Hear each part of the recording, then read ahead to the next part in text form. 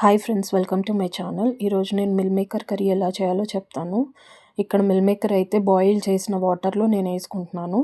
ఎండు కొబ్బరి కూడా వేయించి పెట్టుకున్నాను. తర్వాత ఇక్కడ కొంచెం ఆయిల్ పోసి దాంట్లో అయితే ఆనియన్ ఫ్రై చేసుకుంటున్నాను ఫ్రెండ్స్.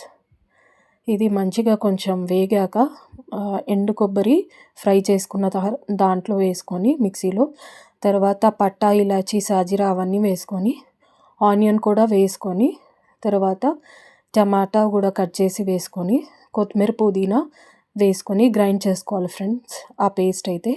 తర్వాత ఇక్కడ కర్రీకి సరిపోయే ఆయిల్ అయితే వేసుకొని దాంట్లో కారం, పసుపు, అల్లం ఎల్లిగడ్డ పేస్ట్ అయితే వేసుకోవాలి ఫ్రెండ్స్.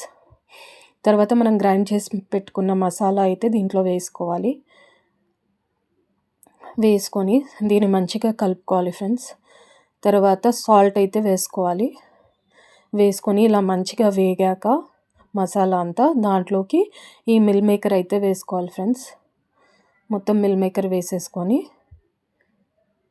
ఫ్రెండ్స్, నా ఛానల్ కానీ మీకు నచ్చితే సబ్స్క్రైబ్ చేసుకోండి ఫ్రెండ్స్. తర్వాత ఇలా మంచిగా మిల్ మేకర్ అంతా కొంచెం ఒక 2 minutes మగ్గినాక తర్వాత దాంట్లోకి ఒక 1 glass వాటర్ అయితే వేసుకోవాలి ఫ్రెండ్స్. తర్వాత దాన్ని ఒక 10 minutes బాగా ఉడికించుకోవాలి. అంతే, రెడీ అయిపోయింది ఫ్రెండ్స్.